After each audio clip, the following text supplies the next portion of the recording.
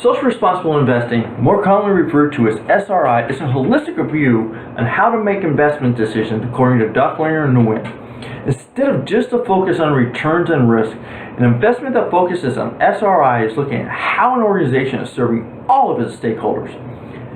They continue by telling us that this can be something like not investing in companies that sell products that are considered harmful, like tobacco or alcohol. We're looking at them on how they treat their employees, both at home and abroad. Do they pay a fair wage? Do they offer benefits? Do they have proper child labor rules? Also, do they manufacture and or deliver in an environmentally friendly way? And do their vendors practice CSR? These investments are not chosen by returns, but by the value and ethics provided to all stakeholders. When thinking of how consumers and stakeholders can be involved in CSR, it is often linked with ethical consumption. According to Shang and Pelusa, ethical consumption is making buying decisions on a stakeholder's personal ethics.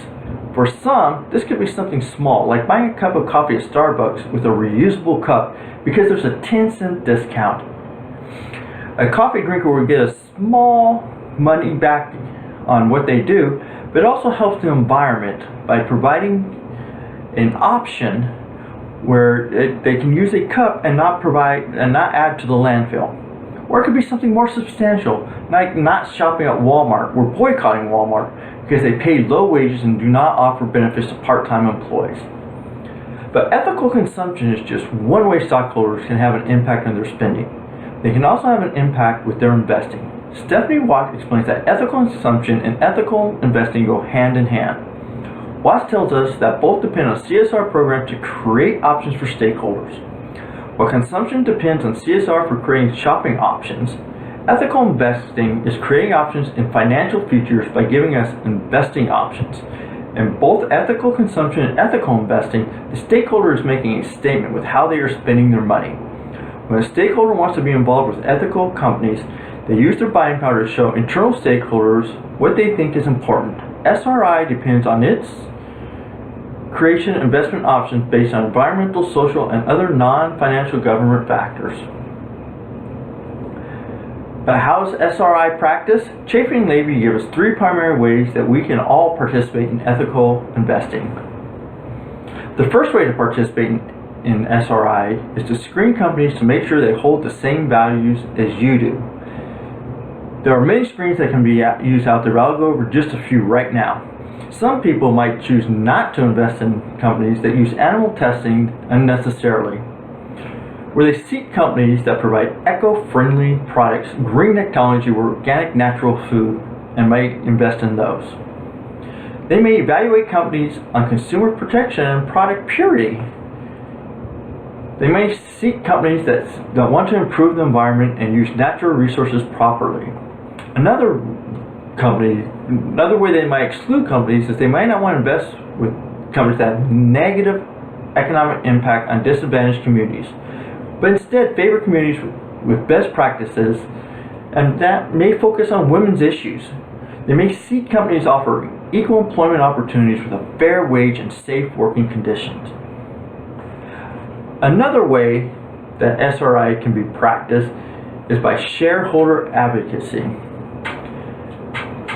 This is using your position as an investor to try and influence a company's decision to have a positive impact on society.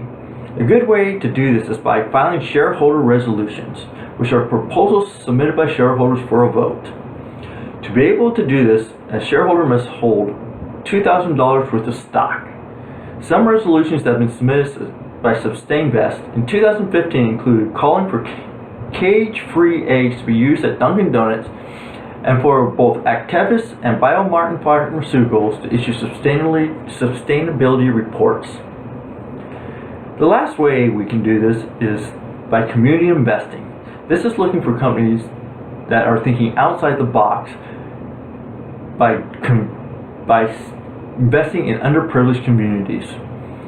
They have untraditional investments by making it possible for local organizations to provide financial service to low-income individuals and capital for small businesses. For a proper decision on making good SRI decisions, investors should look into companies that have a environmental, social, and governance. According to Investopedia, a company's EGS is a set of standards for a company's operations that socially conscious investors use to screen investments. When I'm making an investment decision, I look for certain actions a company takes to make sure they are ethical in my view. I look for companies like Costco or In-N-Out Burger, both successful companies that pay above standard wages for workers and offer benefits even for part-time workers. For me, companies like them and Southwest Airlines that go out of their way to take care of employees show a care that is passed down to customers. By being responsible employers, they are building a strong brand that will have long-term success. When making an SRI investment, it is often stated that there is a bigger risk factor and a lower rate of return than from a non-SRI investment. According to Chafee and Levy, this is found to not be true, and there is actually no significant difference between a socially responsible mutual fund and conventional funds. So while it may not lead to a larger return, it most likely won't lead to a lower return. Konstantinos, Panay, and Serafin have done research to back up this myth. What they go on to tell us is that if ESG is used not just as a way to manage risk, but as a way to improve operational efficiency, a company will actually grow their revenue because of these programs. An example of a company with a strong ESG program is Starbucks. According to its CSR site at starbucks.com/responsibility, it has many programs in place. One program that I found interesting is their current sourcing program, which has a goal to have 100% ethically sourced tea and coffee by 2020. Although the stock price has recently been down around 8%, it is not due to its CSR program and is a recent development. Between 2009 and 2015, their stock actually rose an incredible 1,170%.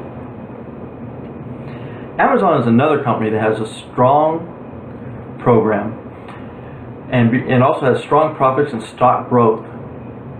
In the past year, the price of Amazon stock has continued to rise, with it currently sitting at around $995 a share, up from $742 a share a year ago, and up even more from $218 a share 5 years ago.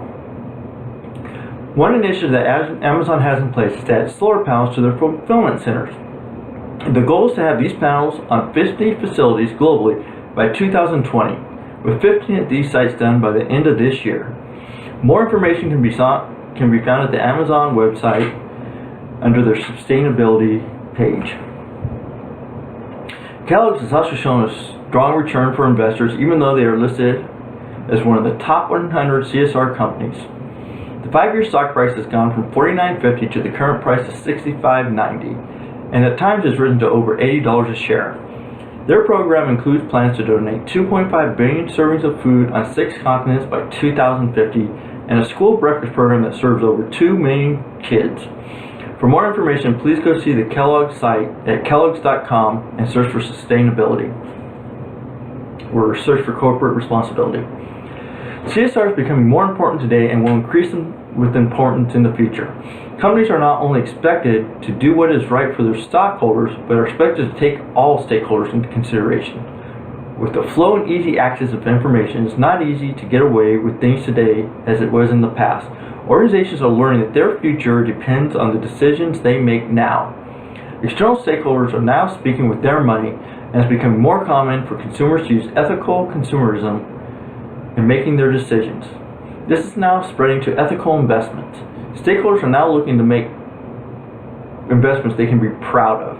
This means it is up to organizations to provide information and programs to show not only they're making a profit, but how they are making the world a better place.